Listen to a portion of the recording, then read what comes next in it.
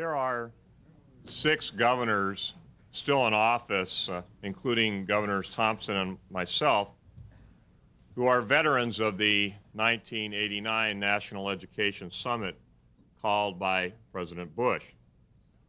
A 7th governor who played a key role in the Charlottesville Summit will address us in a moment. President Clinton has a proven track record of commitment to education reform. During his tenure as governor of Arkansas, he instituted a comprehensive education reform plan that significantly improved student performance and increased the graduation rate. When he became chairman of the National Governors Association, in the summer of 1986, President Clinton pledged to make education a national priority. And during his 3rd term as governor of Arkansas, he was cited by Time magazine as one of 3 leading governors in education reform. As the former chairman of the Education Commission of the States, President Clinton understands the need for states to have great flexibility to improve education at the local level.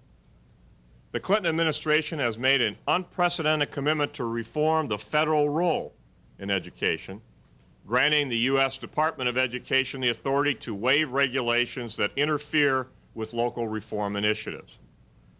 One of the hot topics of this summit that we especially spent this morning at is technology. And President Clinton is actively working to infuse technology into our classrooms. The recent Net Day in California was based on his suggestion that we organize technology barn raisings across this country. And as a result, the administration's support, and certainly was hands-on because I saw pictures of he actually wiring up some of the schools. Many schools in California were connected to the internet. In his recent State of the Union address, he called on us to continue renewing our schools, urging us to raise academic standards. Throughout this summit, we are forging the path to achieve this objective. It is with great pleasure that I present my friend and our partner in education reform, the President of the United States.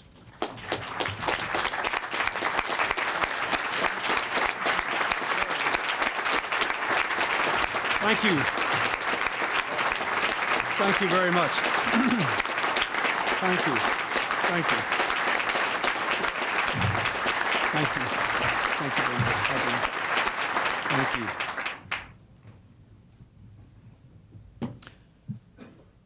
Thank you very much, Governor Miller, Governor Thompson, Lou Gerstner. Thank you for hosting this terribly important event.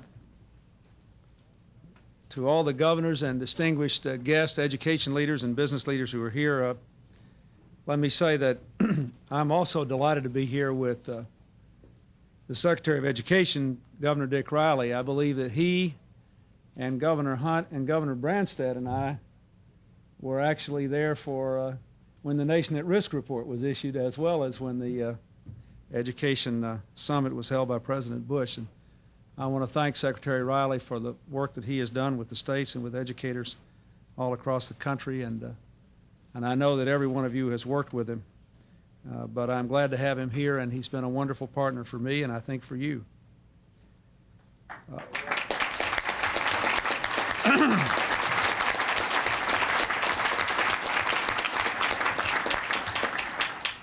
This is an extraordinary meeting of America's business leaders and America's governors.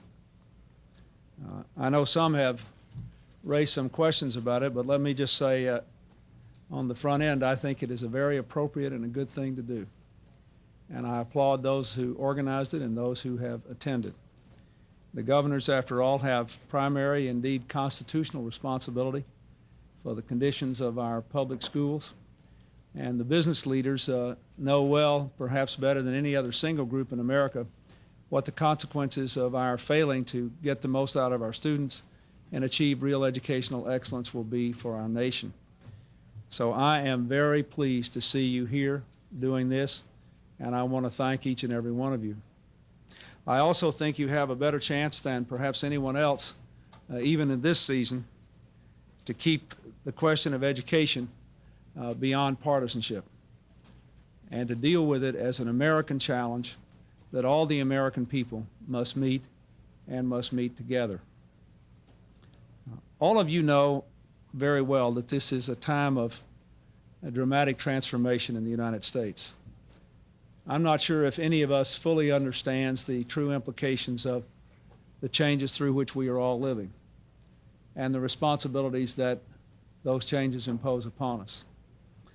It is clear to most people that the dimensions of economic change now are the greatest that they have been since we moved from farm to factory and from rural areas to cities and towns 100 years ago. In his book, The Road from Here, Bill Gates says that the digital chip is leading us to the greatest transformation in communications in 500 years since Gutenberg printed the first Bible in Europe. If that is true, it is obvious beyond anyone's ability to argue that the educational enterprise, which has always been central to the development of good citizens in America, as well as to a strong economy, is now more important than ever before. That means that we need a candid assessment of what is right and what is wrong with our educational system and what we need to do. Your focus on standards, your focus on assessment, your focus on technology is all to the good. We know that many of our schools do a very good job, but some of them don't. We know that many of our teachers are great, but some don't measure up. We know many of our communities are seizing the opportunities of the present and the future, but too many aren't. And most important, we know that after the emphasis on education, which goes back at least to 1983 in the whole country, and to my native region, to the south, to the late 70s, when we began to try to catch up economically with the rest of the country. We know that while the schools and the students of this country are doing better than they were in 1984 and better than they were in 1983 when the Nation at Risk was issued, and in 1989 when the Education Summit was held at Charlottesville, most of them still are not meeting the standards that are necessary and adequate to the challenges of today. So that is really what we have to begin with. Now, America has some interesting challenges that I think are somewhat unique to our country in this global environment in which education is important, and we might as well just sort of put them out there on the front end, not that we can resolve them today. The first is that we have a far more diverse group of students in terms of income and race and ethnicity and background, and indeed living conditions, than almost any other great country in the world. Second, we have a system in which both authority and financing is more fractured than in other countries. It's typically the case.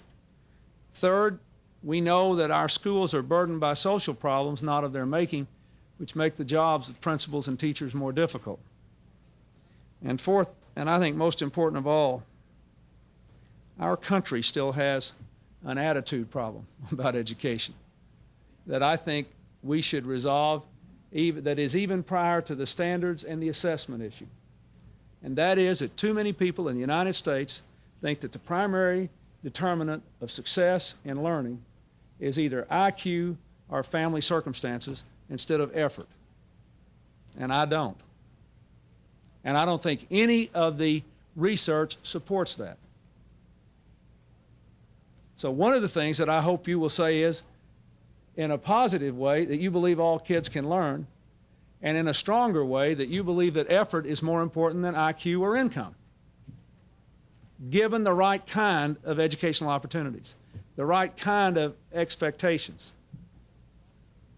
It's often been said that Americans from time to time suffer from a revolution of rising expectations. This is one area where we need a revolution of rising expectations. We ought to all simply and forthrightly say that we believe that school is children's work and play, that it can be great joy, but that effort matters. I see one of our business leaders here is former state senator from Arkansas, Senator Joe Ford. His father was the head of our educational program in Arkansas for a long time. We had a lot of people in one-room schoolhouses 40 and 50 and 60 years ago reading simple readers who believed that effort was more important than IQ or income. They didn't know what IQ was. And we have got to change that. And governors, every governor and every business leader in this country can make a difference. You know, I'm no Einstein, and not everybody can do everything. But if you stacked us up from one to the other, all the Americans together, in order by IQ, you couldn't stick a straw between one person and the next. And you know it as well as I do. Most people can learn everything they need to know to be good citizens and successful participants in the American economy and in the global economy. And I believe that unless you can convince your constituents that that is the truth, that all of your efforts to raise standards and all of your efforts to have accountability through tests and other assessments will not be as successful as they ought to be. And I think, frankly, a lot of people, even in education, need to be reminded of that from time to time. Now, let's get back to the good news. 30 or 40 years ago, maybe even 20 years ago, no one could ever have conceived of a meeting like this taking place. Governors played little role in education until just a couple of decades ago. Business didn't regard it as their responsibility. In the late 70s and the early 80s, this whole wave began to sweep America.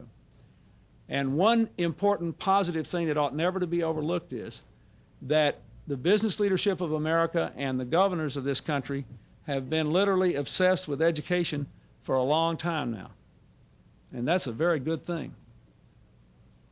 Because one of the problems with America is that we tend to be in the grip of serial enthusiasms. It's a hula hoop today and something else tomorrow. Boy, that dates me, doesn't it? This country, the governors have displayed a remarkable consistency of commitment to education. And at least since 1983, the business community has displayed that commitment. And I think it's fair to say that all of us have learned some things as we have gone along, which is what has brought you to this point, that there is you understand now, and I've heard Lou Gerstner talk about it in his, almost his mantra about standards, that we understand that the next big step has to be to have some meaningful and appropriately high standards and then hold people accountable for them. I think it's worth noting that the 1983 Nation at Risk report did do some good things. Almost every state in the country went back and revised its curriculum requirement.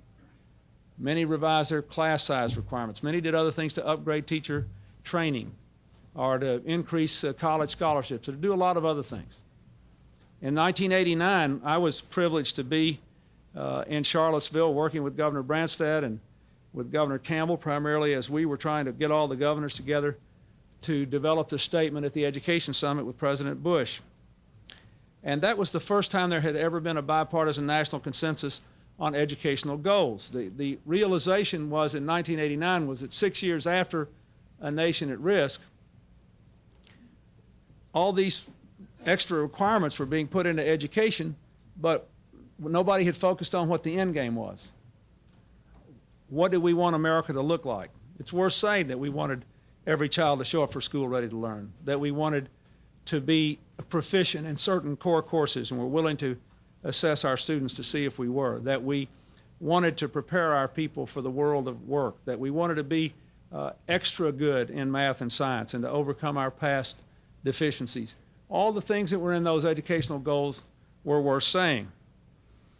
Another thing that the Charlottesville Summit did that I think is really worth emphasizing is that it defined for the first time from the governors up what the federal role in education ought to be and what it should not be. And I went back this morning just on the way up and I read the Charlottesville statement about what the governors then unanimously voted that the federal role should be and what it should not be. When I became president and I asked Dick Riley to become Secretary of Education, I said that our legislative agenda ought to be consistent, completely consistent with what the governors had said at Charlottesville.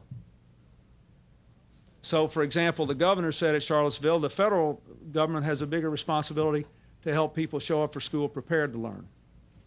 So we emphasize things like more funds for Head Start and more investment in trying to improve the immunization rates of kids and other health indicators.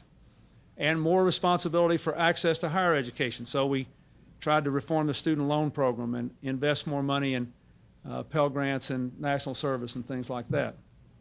And then more responsibility to give greater flexibility to the states in K through 12 and to try to promote reform without defining how any of this should be done.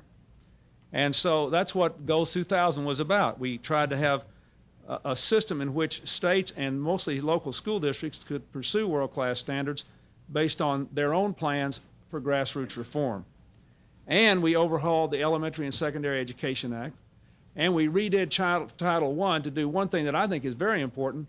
We took out of what was then in the law for Chapter 1, which was lower educational expectations for poor children. It was an outrage, and we took it out of the law. I don't believe that poor children should be expected to perform at lower levels than other children.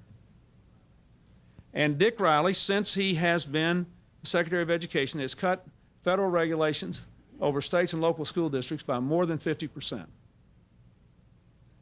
It seems to me that that is consistent with exactly what the governor said at Charlottesville they wanted done. Now, the effort to have national standards, I think it's fair to say, has been less than successful. The history standards and the English standards effort did not succeed for reasons that have been well analyzed. Although I'm not sure the debate was entirely worthless, I think the debate itself did some good. But there are recommended standards that have been widely embraced coming out of the math teachers that most people think are quite good, and the preliminary indications for science are encouraging. And I want to say again, it would be wrong to say that there's been no progress since 1983. The number of young people taking core courses has jumped from 13% in '82 to 52% in '94. National math and science scores are up a grade since 1983. Half of all the 4-year-olds now attend preschool. 86% of all our young people are completing high school. We're almost up to the 90% that was in the national education goals. That is progress. But what we have learned since Charlottesville, and what you are here to hammer home to America, is that the overall levels of learning are not enough, and that there are still significant barriers in various schools to meeting higher standards. I accept your premise. We can only do better with tougher standards and better assessment, and you should set the standards. I believe that is absolutely right. And that will be the lasting legacy of this conference. I also believe, along with Mr. Gerstner and the others who are here, that it's very important not only for businesses to speak out for reform, but for business leaders to be knowledgeable enough to know what reform to speak out for, and what to emphasize, and how to hammer home the case for higher standards, as well as how to help local school districts change some of the things that they are now doing so that they have a reasonable chance at meeting these standards. Let me just go through now what I think we should do in challenging the country on standards for students as well as for teachers in schools. I suppose that I have spent more time in classrooms than any previous president, partly because I was a governor for 12 years and partly because I still do it with some frequency. I believe the most important thing you can do is to have high expectations for students, to make them believe they can learn, to tell them they're going to have to learn really difficult, challenging things, to assess whether they're learning or not, and to hold them accountable, as well as to reward them. Most children are very eager to learn. Those that aren't have probably been convinced they can't. We can do better with that. I believe that once you have high standards and high expectations, there's an unlimited number of things that can be done. But I also believe that there have to be consequences. I watched your panel last night, and I thought it was one of the moment of levity on the panel was when Al Shanker was asked, said, when I was teaching school and I'd give students homework, they said, "Does it count?" I remember, that's the thing I remember about the panel last night. All of you remember too. You laughed, right? Does it count? And the truth is that in the world we're living in today, does it count has to mean something, particularly in places where there haven't been any standards for a long time. So if the states are going to go back and raise standards so that you're not only trying to increase the enrollment in core courses, you're trying to make the core courses themselves mean more. And I heard Governor Hunt last night said he'd be willing to settle for reading and writing and math and science, I think were the ones you said. What you have to, if you're going to go back and define what's in those core courses and you're going to lift it up, you have to be willing then to hold the students accountable for whether they have achieved that or not. And again, another thing that Mr. Shanker said that I've always believed, we have always downgraded teaching to the test. But if you're going to know whether people learn what you expect them to know, then you have to test them on what you expect them to know. So I believe that if you want the standards movement to work, first you have to do the hard work in deciding what it is you expect children to learn. But then you have to have an assessment system, however you design it, in your own best judgment at the state level, that says no more social promotions, no more free passes. If you want people to learn, learning has to mean something. That's what I believe. I don't believe you can succeed unless you are prepared to have an assessment system with consequences.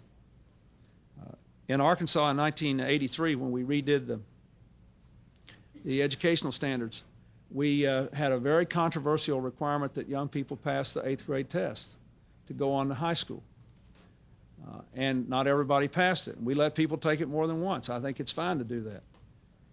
But even today, after 13 years, I think there are only 5 states in the country today which require promotion for either grade to grade or school to school for its young people, to require tests for that. I believe that if you have meaningful standards that you have confidence in, that you believe if they're met, your children will know what they need to know, you shouldn't be afraid to find out if they're learning it. And you shouldn't be deterred by people saying this is cruel, this is unfair, or whatever they say. The worst thing you can do is send people all the way through school with a diploma they can't read. And you're not being unfair to people if you give them more than one chance, and if at the same time you improve the teaching and the operation of the schools in which they are. If you believe these kids can learn, you have to give them a chance to demonstrate it. This is only a cruel, short-sighted thing to do if you are convinced that there are limitations on what the American children can do. And I just don't believe that. So, that I think is the most important thing. I believe every state, if you're going to have meaningful standards, must require tests for children to move, let's say, from elementary to middle school or from middle school to high school, or to have a full, meaning high school diploma. And I don't think they should measure just minimum competency. They should measure what you expect these standards to measure. You know, when we instituted any kind of test at home, I was always criticized by the fact that the test wasn't hard enough. But I think it takes time to transform a system. And you may decide it takes time to transform a system. But you will never know whether your standards are being met unless you have some sort of measurement and have some sort of accountability. And while I believe they should be set by the states and the testing mechanism should be approved by the states, we shouldn't kid ourselves. Being promoted ought to mean more or less the same thing in Pasadena, California that it does in Palisades, New York. In a global society, it ought to mean more or less the same thing. I was always offended by the suggestion that the kids that grew up in the Mississippi Delta in Arkansas, which is the poorest place in America, shouldn't have access to the same learning opportunities that other people should and couldn't learn. I don't believe that. So I think the idea, I heard the way Governor Engler characterized it last night, I thought was pretty good. You want a non-federal national mechanism to sort of share this information so that you'll at least know how you're doing compared to one another. That's a good start. That's a good way to begin this. I also believe that we shouldn't ignore the progress that's been made by the goals panel since Governor Romer was the first leader of that, going through Governor Engler, and by the National Assessment on Educational Progress. I know a lot of you talked about that last night. They've done a lot of good things, and we can learn a lot from them. We don't have to reinvent the wheel here. I also would like to go back and emphasize something I heard Governor Hunt say last night. I think we should begin with a concrete standard for reading and writing. Because the most troubling thing to me is that we've been through a decade in which math and science scores have risen and reading scores have stayed flat. Intel recently had to turn away hundreds of applicants because they lacked basic reading and writing skills. Now that will present you with an immediate problem. Because if you want to measure reading and writing, you will not be able just to have a multiple choice test which can be graded by a machine. You'll have to recognize that teachers do real work with kids and they teach them how to write, and you have to give them the time and support to do that, and then there has to be some way of evaluating that. I know that's harder and more expensive, but it really matters whether a child can read and write. And for all the excitement about the computers in the schools, and I am a big proponent of it, I would note that when we started with our computer program in our school, and I believe when Governor Caperton started in West Virginia, he started in the early grades for the precise purpose that technology should be used first to give children the proper grounding in basic skills. So I think that's quite important. Secretary Riley says that every child should be able to read independently by the end of the 3rd grade. And parenthetically, that if that were the standard, I think we would be more successful in getting parents to read to their children every night, which would revolutionize the whole system of education anyway. The second thing I think we have to do is to face the fact that if we want to have these standards for children, standards and tests, we have to have a system that rewards and inspires and demands higher standards of teachers. They, after all, do this work. The rest of us talk about it, and they do it. So that means that, first of all, you got to get the most talented people in there. There's been a lot of talk about this for a decade now, but most states and school districts still need work on their certification rules. We should not bar qualified, even brilliant young people from becoming teachers. The Teach for America group in my home state did a wonderful job. And a lot of those young kids wind up staying and teaching even though they could make 2 and 3 times as much money doing something else. And every state should, in my view, review that. I also believe anytime you're trying to hold teachers to higher standards, they should be rewarded when they perform. I know that in South Carolina and Kentucky, if schools markedly improve their performance, they get bonuses and the teachers get the benefit. That's not a bad thing, that's a good thing. And we should have more of that. I want to thank Governor Hunt for the work he's done on the National Board for Professional Teaching Standards. We had the first group of teachers who were board certified in the White House not very long ago. Every state should have a system, in my opinion, for encouraging these teachers to become board certified. The federal government doesn't have anything to do with that. Encourage these teachers to become board certified because they have to demonstrate not only knowledge, but teaching skills. And when they achieve that level, they should be rewarded. There should be extra rewards when they do that. We also need a system that doesn't look the other way if a teacher is burned out or not performing up to standard. There ought to be a fair process for removing teachers who aren't competent, but the process also has to be much faster and far less costly than it is. I read the other day that in New York it can cost as much as $200,000 to dismiss a teacher who is incompetent. In Glen Ellen, Illinois, a school district spent $70,000 to dismiss a high school math teacher who couldn't do basic algebra and let the students sleep in class. That is wrong. We should do more to reward good teachers. We should have a system that is fair to teachers, but moves much more expeditiously and much more cheaply in holding teachers accountable. So states and school systems and teachers' unions need to be working together to make it tougher to get licensed and recertified, easier and less costly to get teachers who can't teach out of the classrooms, and clearly set rewards for teachers who are performing, especially if they become board certified or in some state-defined way. So that means that, first of all, you got to get the most talented people in there. There's been a lot of talk about this for a decade now, but most states and school districts still need work on their certification rules. We should not bar qualified, even brilliant young people from becoming teachers. The Teach for America group in my home state did a wonderful job. And a lot of those young kids wind up staying and teaching even though they could make 2 and 3 times as much money doing something else. And Every state should, in my view, review that. I also believe anytime you're trying to hold teachers to higher standards, they should be rewarded when they perform. I know that in South Carolina and Kentucky, if schools markedly improve their performance, they get bonuses and the teachers get the benefit. That's not a bad thing, that's a good thing. And we should have more of that. I want to thank Governor Hunt for the work he's done on the National Board for Professional Teaching Standards. We had the first group of teachers who were board certified in the White House not very long ago. Every state should have a system, in my opinion, for encouraging these teachers to become board certified. The federal government doesn't have anything to do with that. Encourage these teachers to become board certified because they have to demonstrate not only knowledge, but teaching skills. And when they achieve that level, they should be rewarded. There should be extra rewards when they do that. We also need a system that doesn't look the other way if a teacher is burned out or not performing up to standard. There ought to be a fair process for removing teachers who aren't competent, but the process also has to be much faster and far less costly than it is. I read the other day that in New York it can cost as much as $200,000 to dismiss a teacher who is incompetent. In Glen Ellen, Illinois, a school district spent $70,000 to dismiss a high school math teacher who couldn't do basic algebra and let the students sleep in class. That is wrong. We should do more to reward good teachers. We should have a system that is fair to teachers, but moves much more expeditiously and much more cheaply in holding teachers accountable.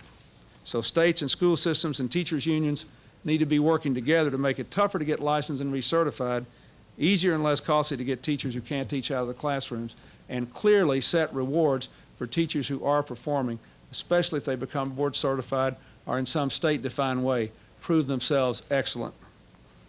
The third thing I think we have to do is to hold schools accountable for results. We have known now for a long time, we have no excuses for not doing that. We have known for a long time that the most important player in this drama, besides the teachers and the students, are the school principals, the building principals. And yet still not every state has a system for holding the school districts accountable for having good principals in all these schools and then giving the principals the authority they need to do the job, getting out of their way and holding them accountable both on the upside and the downside. To me, that is still the most important thing. Every school I go into, I can stay there about 30 minutes and tell you pretty much what the principal has done to establish a school culture, an atmosphere of learning, a system of accountability, a spirit of adventure. You can just feel it. And it's still the most important thing. Secondly, the business community can do a lot of work with the governors to help these school districts reinvent their budgets, I think. There's still too many school districts spending way too much money on administration and too little money on education and instruction. And there needs to be some real effort put into that that goes beyond rhetoric. I mean, I was given these statistics, which I assume are true because I had them vetted 4 different times. I hate to use numbers that I haven't. We vetted these. If it is true that New York City spends $8,000 a student on education, but only $44 goes to books and other classroom materials, that's a disgrace. That's wrong. And that's true in a lot of other school districts. We cannot ask the American people to spend more on education until we do a better job with the money we've got now. That's an area where I think the business community can make a major, major contribution. A lot of you have had to restructure your own operations. A lot of you have had to achieve far higher levels of productivity. If we can reduce the federal government by 200,000 people without undermining our essential mission, we can do a much better job in the school districts of the country. Let me also say, I think that we ought to encourage every state to do what most states are now doing, which is to provide more options for parents. You know, in terms of the public school choice legislation and the charter schools, a lot of you have done a very good job with the charter schools, but I'm excited about the idea that educators and parents get to actually start schools, create and manage them, and stay open only if they do a good job within the public school system. Every charter school I visited was an exciting place. Today, 21 of you allow charter schools. There are over 250 schools which are open. 100 more are going to open next year, freed up from regulation and top-down bureaucracy, focusing on meeting higher standards. The schools have to be able to meet these standards if you impose them. Secretary Riley has helped 11 states to start new schools, and in the balanced budget plan I submitted to Congress last week, there's $40 million in seed money to help start 3,000 more charter schools over the next 5 years, which would be a tenfold increase. That may become the order of the day. So I believe we need standards and accountability for students, for teachers, and for schools. Let me just mention two other things briefly. I don't believe you can possibly minimize, and a lot of the governors I know have been in these schools, you cannot minimize how irrelevant this discussion would seem to a teacher who doesn't feel safe walking the halls of his or her schools. Or how utterly hopeless it seems to students who have to look over their shoulders when they're walking to and from school.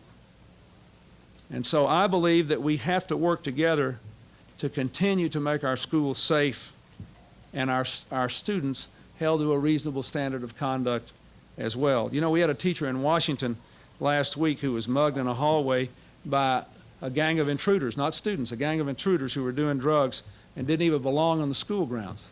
We have got to keep working on that. All the federal government can do is give resources and pass laws. That's another thing the business community can help with, district after district. It is this entire discussion we have had is completely academic unless there is a safe and a disciplined and a drug-free environment in these schools. Now,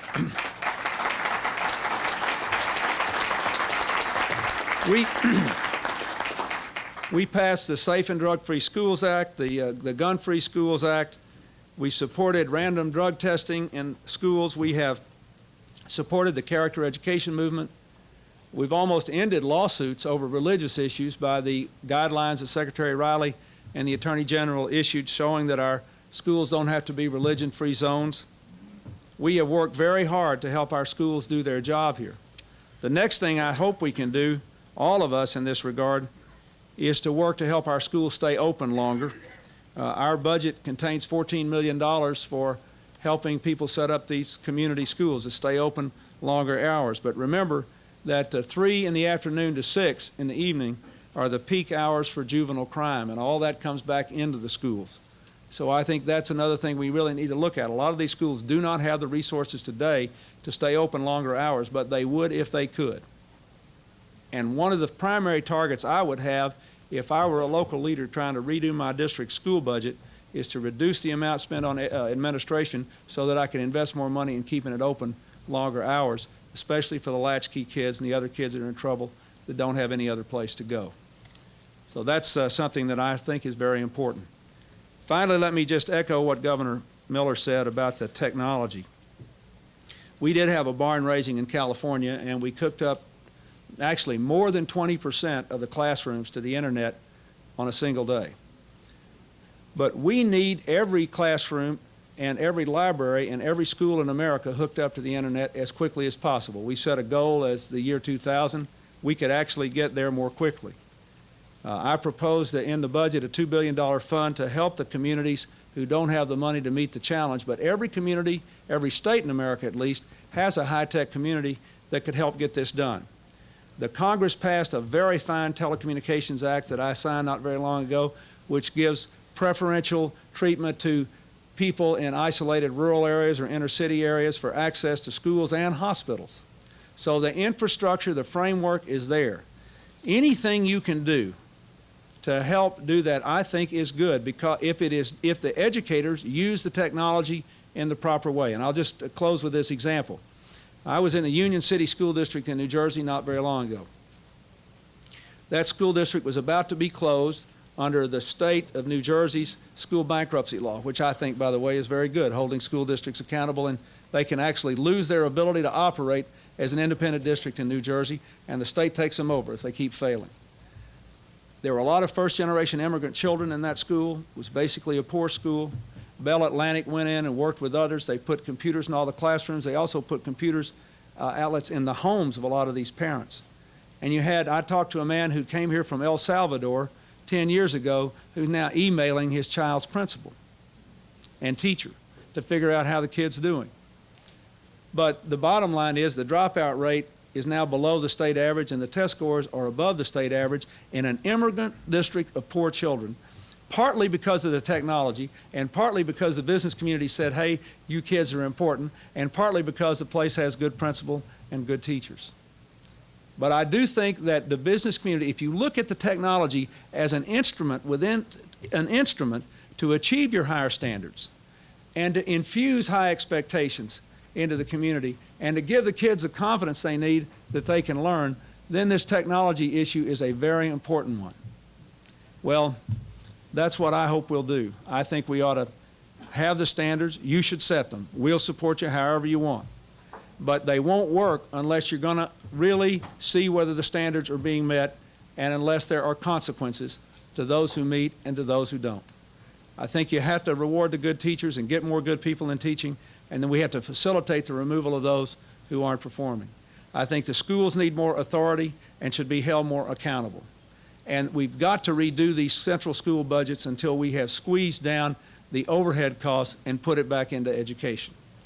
And unless we have an environment in which there is safety and discipline, we won't succeed. And if we do have an environment in which the business community brings in more technology, we will succeed more quickly.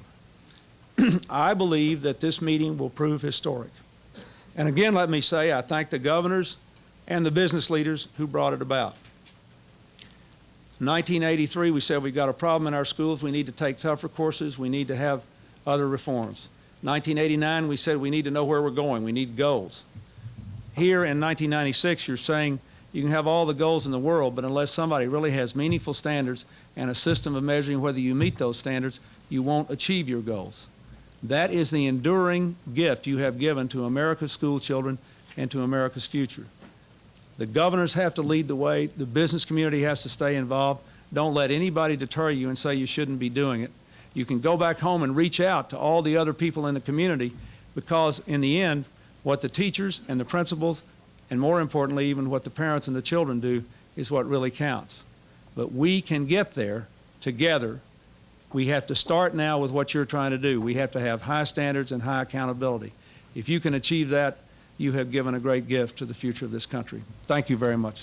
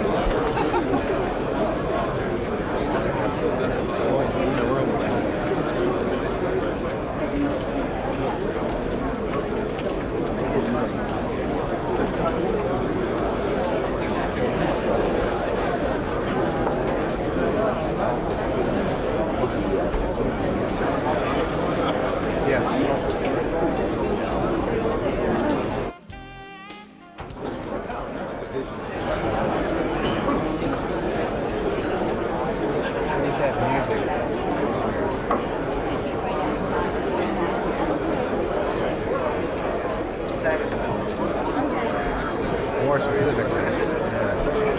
It's good music. It's good. Yeah, that's true.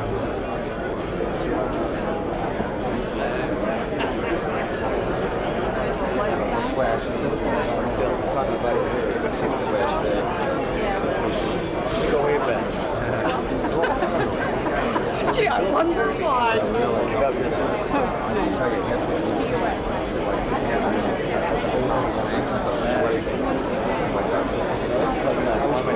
Halfway. And then I started going on. So I started to sweat.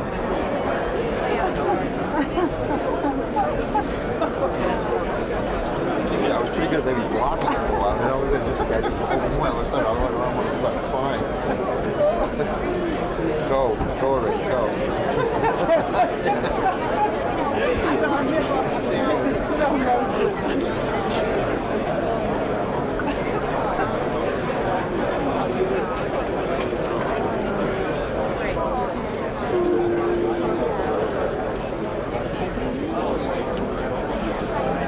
Good. Catch that.